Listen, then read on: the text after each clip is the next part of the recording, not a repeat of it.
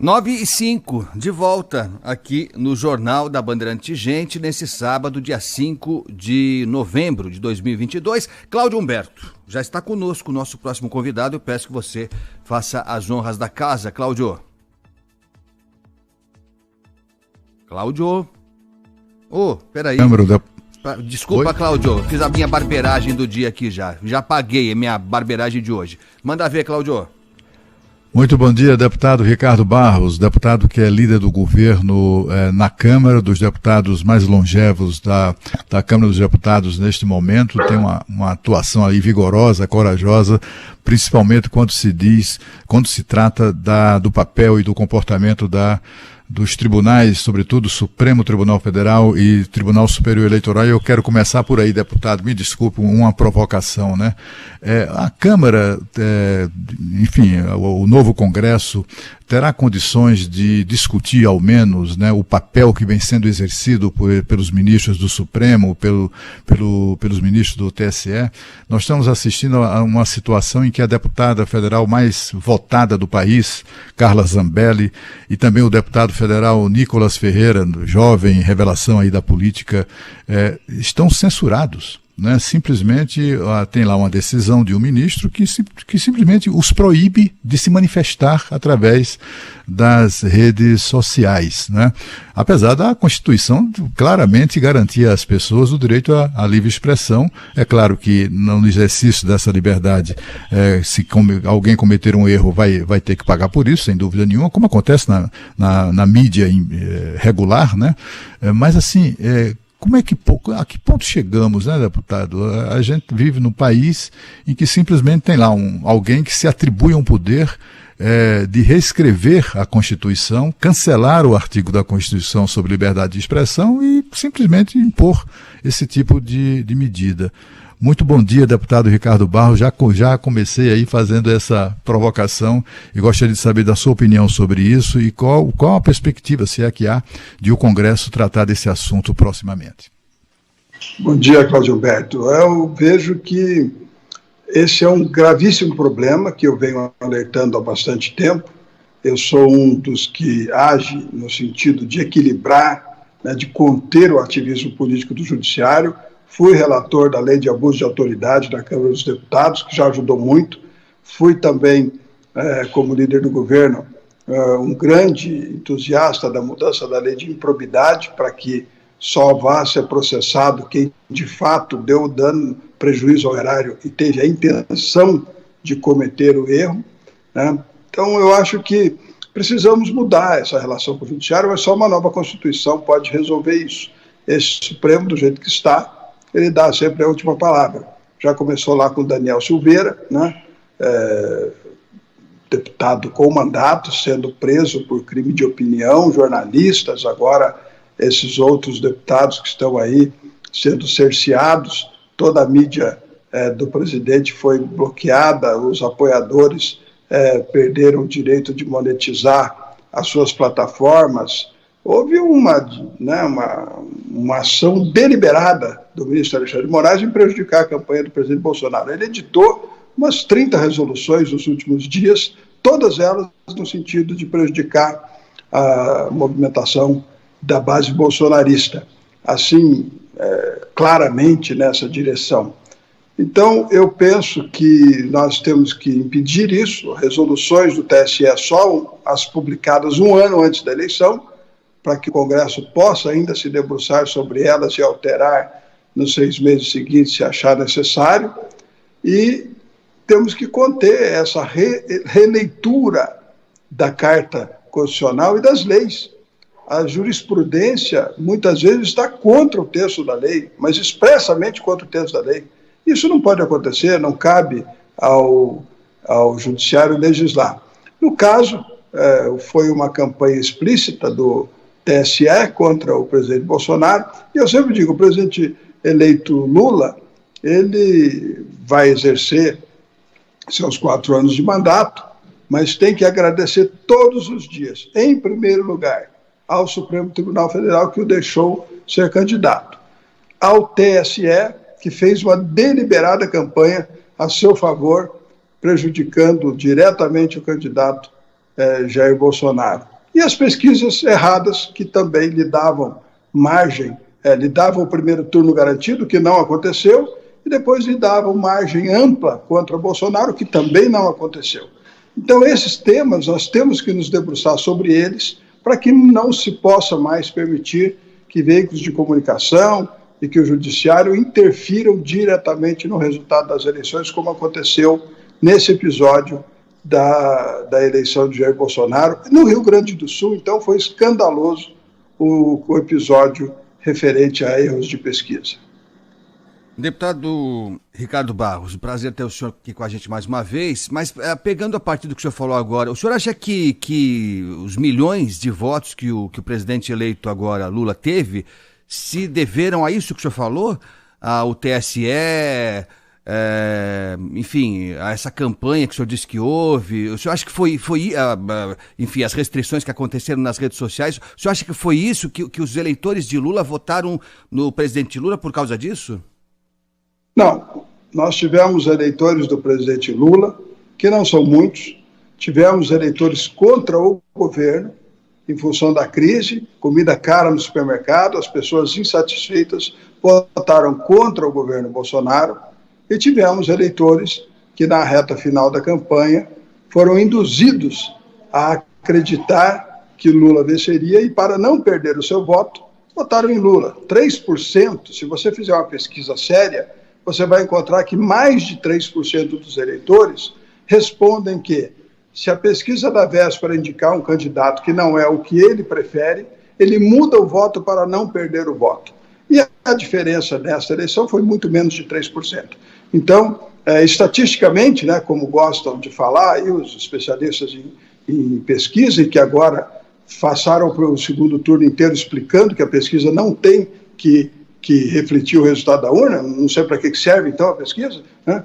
Mas nós já temos mais de 30 projetos da Câmara, desde 2011, o do Rubens Bueno, que fala em regular a pesquisa, ao qual o meu que criminaliza está pensado, e os de 2012, da ex-deputada Cida Borghetti, que fala em proibir pesquisas dos últimos 15 dias, ao qual tem mais de 30 projetos apensados. Então, isso não é um problema de agora. Nós temos problemas com pesquisas há muito tempo e, lamentavelmente, não conseguimos impedir esta indução da opinião pública sobre o eleitorado. Especialmente candidaturas ao Senado são muito prejudicadas com a pesquisa que é divulgada na véspera da eleição e mostra, às vezes, um candidato ao Senado sem nenhuma chance. Quando abre a urna, ele está lá com muito voto, mas não o suficiente para ganhar, porque muitos que queriam votar nele migraram de voto, porque na pesquisa viram que ele não tinha chance.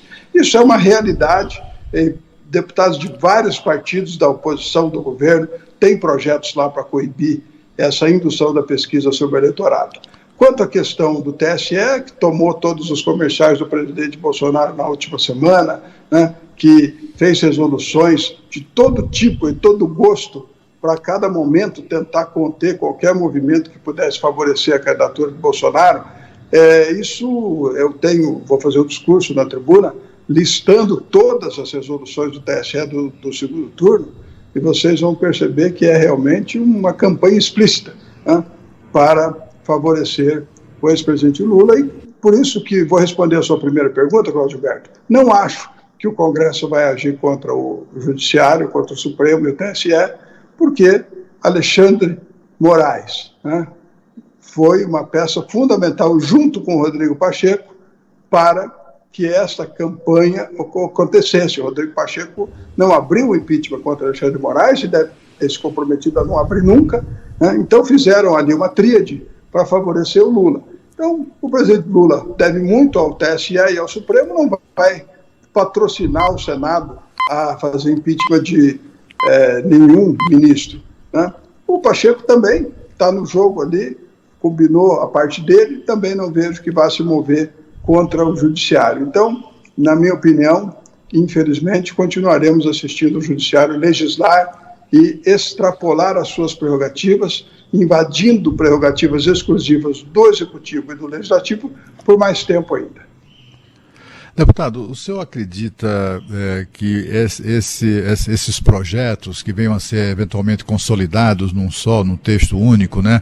Certamente isso acontecerá, sobre pesquisas, isso tem chance de ser aprovado ainda este ano, ou se isso vai ficar necessariamente para o ano que vem? Enfim, o senhor percebe que há um sentimento no Congresso que toda a classe política acaba sendo de alguma maneira vítima e testemunha dessas manipulações claras das pesquisas, manipulações grotescas, né? A gente viu no primeiro turno institutos de pesquisa importantes, por exemplo, Datafolha, que dava 35 ou 35 para o Bolsonaro, ele teve 43% dos votos. Quer dizer, enfim, foram erros assim. Aquele IPEC, né, que se chamava Ibope, mudou de nome certamente para não ser identificado, mas continuou cometendo as mesmas barbaridades nas pesquisas deste ano. Né? Os dois contratados pela Rede Globo. Pois é, e aí a gente, enfim, o que se espera é que o Congresso Nacional de fato faça alguma coisa. E eu queria também que o senhor falasse sobre algo que o senhor em algum momento mencionou e que eu acho que é ainda mais grave. É o fato de que muitas dessas pesquisas que são acusadas de manipulação foram contratadas por bancos de investimento. Bancos que atuam no mercado financeiro muito suscetível ao noticiário, à onda, e tem aí uma pesquisa tal arrasadora para um lado, para o outro, aquilo ali afeta o mercado, né? Enfim, derruba ações. E é curioso, eu comecei a ver, né, de todas as pesquisas patrocinadas, né, contratadas por uma empresa, são todos bancos de investimento. Não tem nenhum bancão, não tem lá Itaú, Bradesco, Banco não, é só banco de investimento que contratou pesquisa eleitoral este ano. Isso também será de alguma maneira abordado nesse projeto, ou numa eventual lei que saia do Congresso? Nós estamos tentando conter esse tipo de divulgação de pesquisa. Veja bem, Cláudio Berto, vamos ser claros, a pesquisa em si não afeta ninguém, não atrapalha nada para ninguém. A Paraná Pesquisas, por exemplo, acertou muito próximo no primeiro turno e muito próximo no segundo turno. Ela deu 50,4 para o Bolsonaro, né? Ele fez 50,9, muito próximo do resultado. Para o Lula, né? O Lula. Para o Lula, Então, eu acho que tem institutos de pesquisa que têm boa técnica, ou não tem má fé e acertam o resultado. Para um banco de investimento, ele ter a pesquisa é um instrumento dele perceber os movimentos que vão acontecer na reação do mercado a determinados resultados. Não é a pesquisa que afeta, é a divulgação da pesquisa. Então, aquela divulgação maciça que faz a Rede Globo, de IPEC e Datafolha, né, que são manipulados os seus resultados, aquilo que afeta o mercado. Então, quando terminou o primeiro turno, todo mundo achou que ia dar Lula, não deu. A Bolsa subiu 5 pontos, o dólar caiu 4%. Ora, se a Bolsa subiu 5%, o dólar caiu 4%, quem já sabia que ia ter segundo turno pode ter ganho muito dinheiro, mas bilhões de reais, especulando na Bolsa e no mercado do dólar paralelo.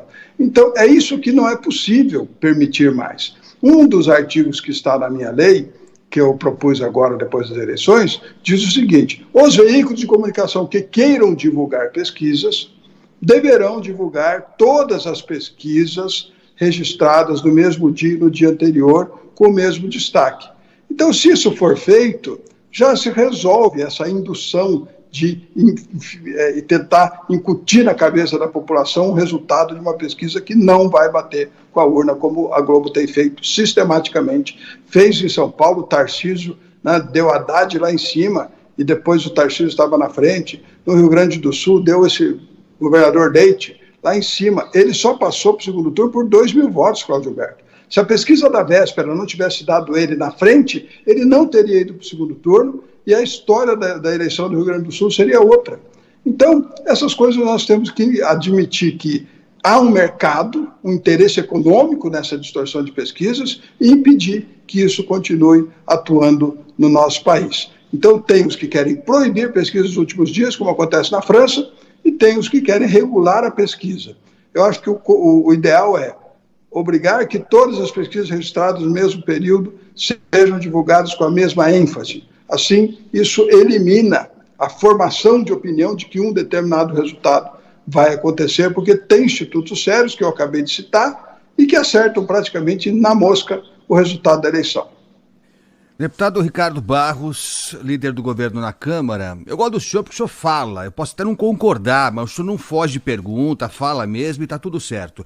O senhor falou aí do que o senhor considera como sendo desvios durante a campanha do Supremo, do TSE, que teriam favorecido Lula. E, se eu entendi bem, teriam decidido, inclusive, a eleição na opinião do senhor.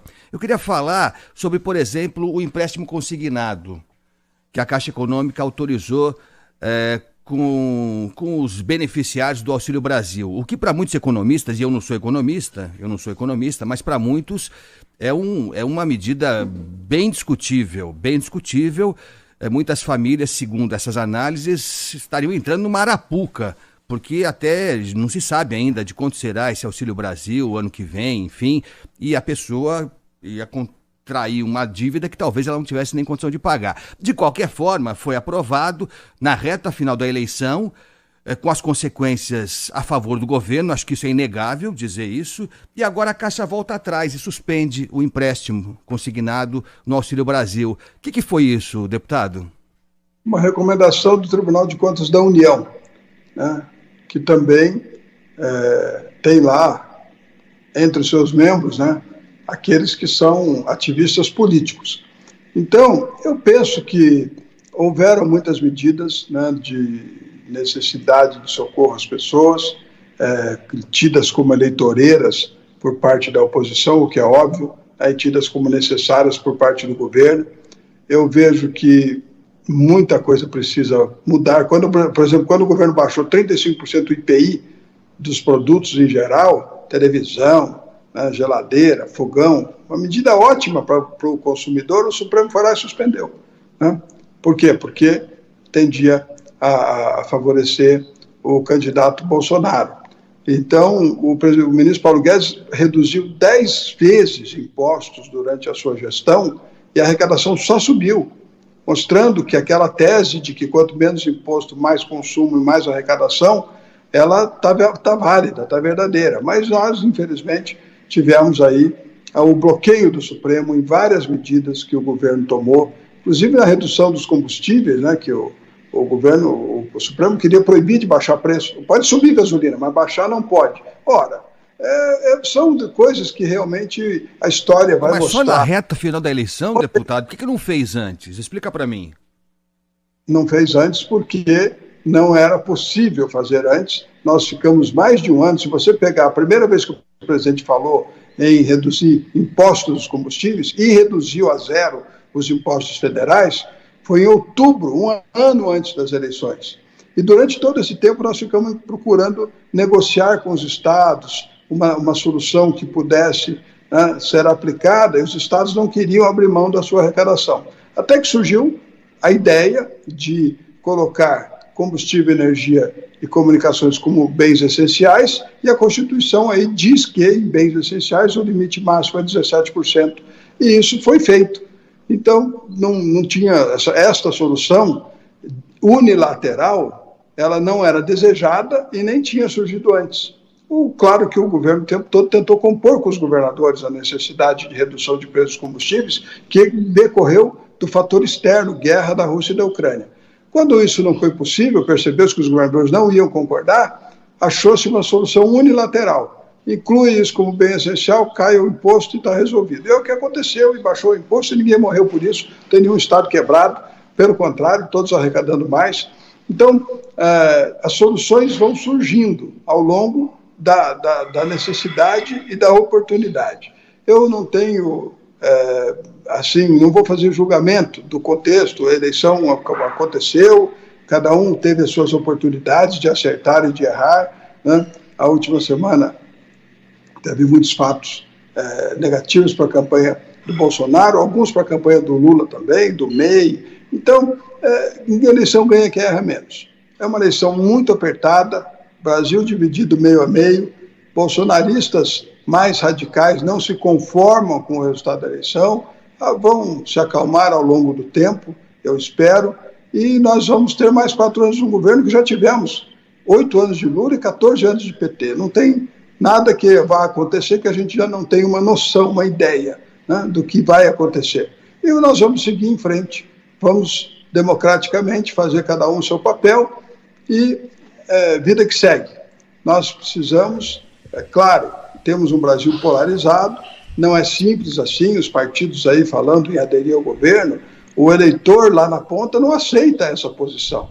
Não vai ser tão simples formar a maioria por parte do governo Lula por conta da posição do eleitor do parlamentar. Tem que ter um tempo de amortecimento, vai levar pelo menos 1 ano para que as coisas se acalmem. Então a responsabilidade de quem é?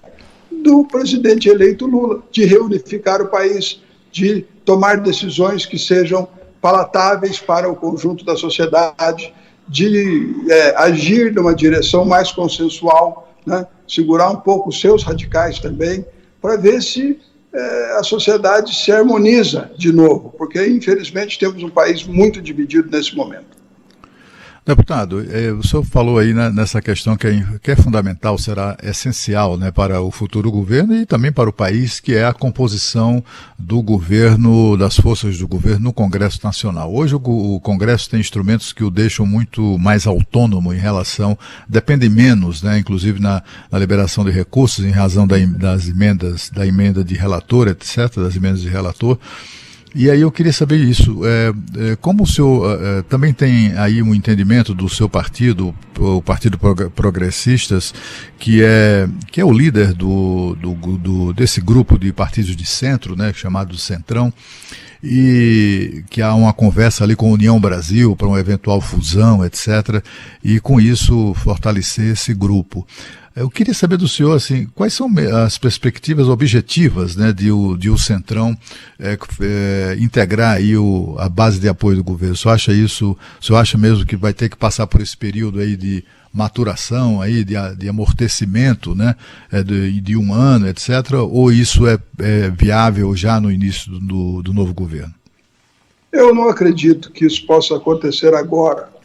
Nós estamos falando de uma sociedade dividida, né? O eleitor não está muito disposto a ver esse reposicionamento dos seus representantes, mas também estamos falando de uma responsabilidade do parlamentar de dar governabilidade a quem se elegeu. Afinal de contas, a população escolheu um projeto e esse projeto tem a legitimidade para ser implementado. Então vai ser um período de muita habilidade de cada parlamentar em poder votar naquilo que é importante para o Brasil, né, sem se indispor com a sua base.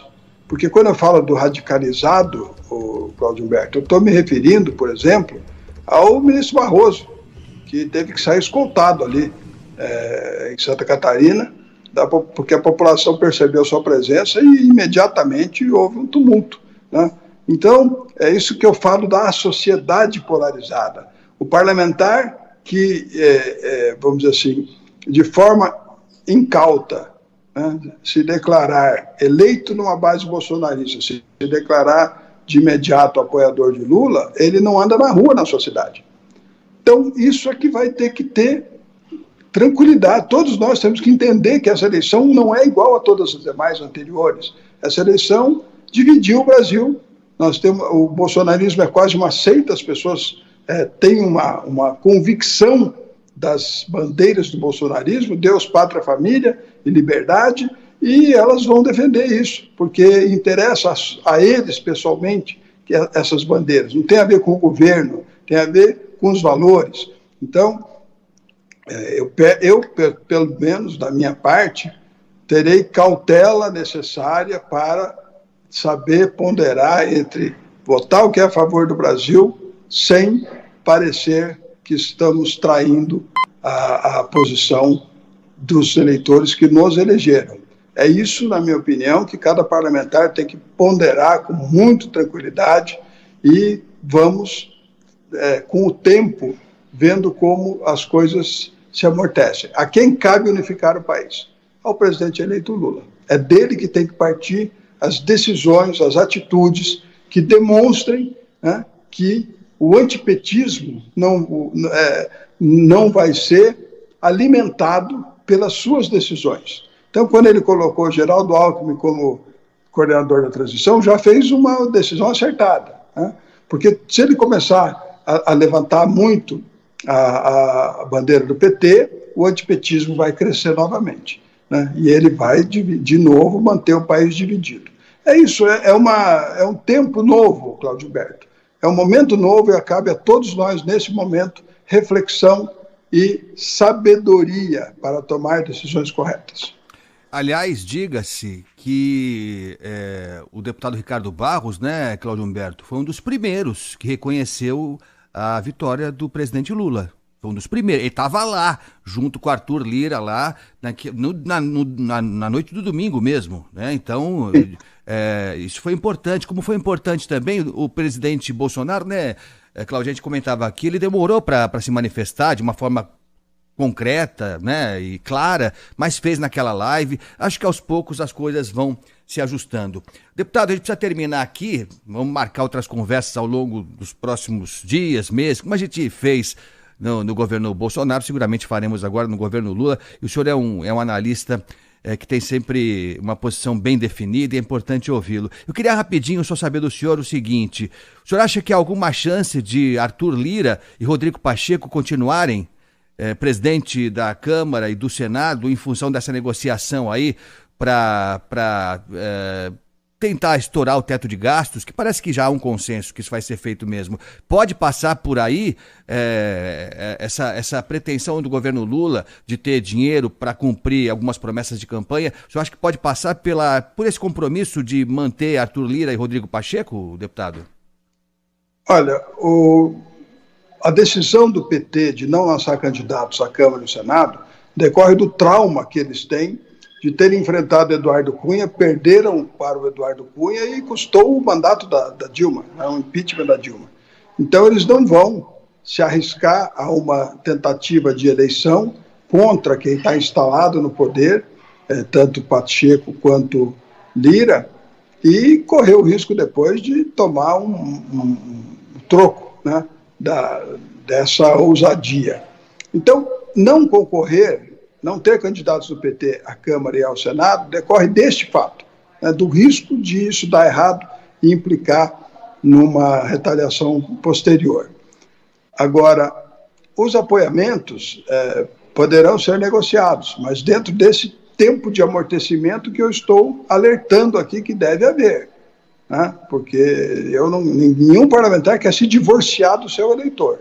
Então, temos que tomar muito cuidado com isso. Haverá essa negociação, sem candidatos do PT, Arthur Lira e Rodrigo Pacheco são franco favoritos à sua recondução e, obviamente, farão entendimentos com o futuro governo. Nós vamos aprovar as medidas para dar aumento real ao salário mínimo e para o Auxílio Brasil de R$600? Sim, vamos aprovar uma emenda constitucional rapidamente que permita dar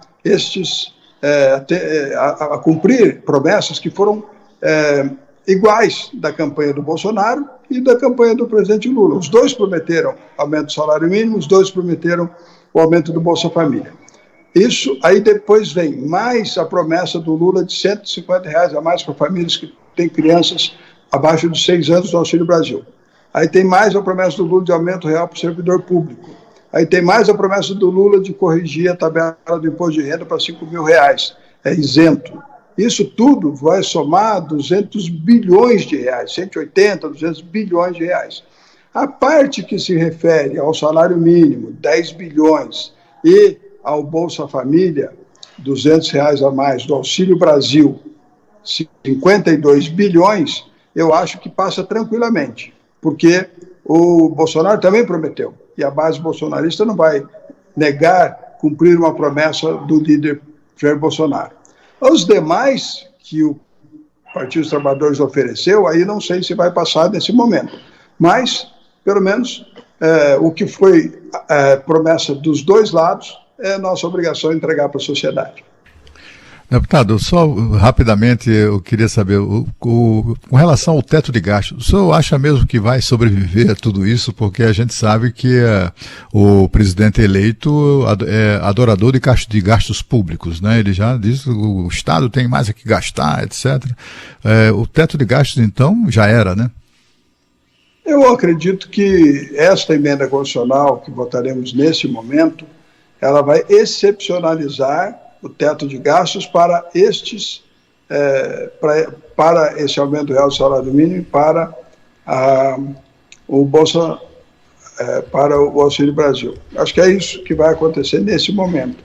A mudança estrutural do teto de gastos tem que ser uma coisa melhor discutida e não acho que vai ser votada numa PEC que vai passar uma semana na Câmara e na outra semana no Senado. Uma PEC para andar na velocidade que nós precisamos, para que o orçamento de 2023 seja votado já sobre a regra da nova PEC já homologada, precisa ser muito rápido. E para ser muito rápido precisa ser consenso. Então nós não vamos mudar ou repensar a regra do teto de gastos em 2 semanas. Não é possível. Nós vamos ter um outro momento em que o governo do presidente eleito provavelmente proporá ao Congresso uma nova regra. Tá? Quando era dentro da lógica de Bolsonaro presidente, eu imaginei que nós votaríamos desindexação, desvinculação e desobrigação. Se o orçamento parasse de crescer vegetativamente, não precisava de teto. Né? O problema do teto é que o crescimento, 96% das despesas, elas crescem sozinhas, sem precisar de ninguém autorizar. Já está tudo vinculado, né? No índice da inflação, está tudo vinculado em percentuais do orçamento, por isso que a gente precisou do teto de gastos, para poder conter esse crescimento. Por exemplo, o Judiciário agora pediu 18% de aumento, né? Querem 18% de aumento de salário. Né? Os deputados não estão há 10 anos sem aumento, né? 8 anos sem aumento, me parece que o último aumento foi no mandato retrasado. Né? O executivo também está congelado há um tempo. Se todo mundo for reajustar pela inflação os seus vencimentos, não há dinheiro que chegue. Por isso foi criado o teto de gasto do governo do presidente Temer, que foi uma medida necessária naquele momento em que havia muita instabilidade política. O presidente sofreu 2 processos de impedimento e então criou-se a necessidade dessa medida.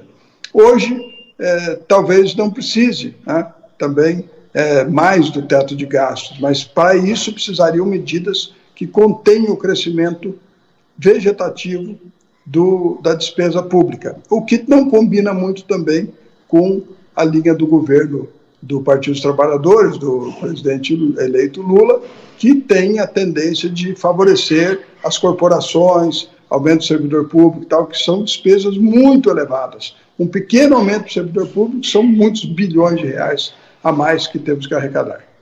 Deputado Ricardo Barros, líder do governo na Câmara, foi um prazer tê-lo aqui conosco. Muito obrigado pela atenção, bom final de semana e até a próxima, deputado. Muito obrigado, estou sempre à disposição.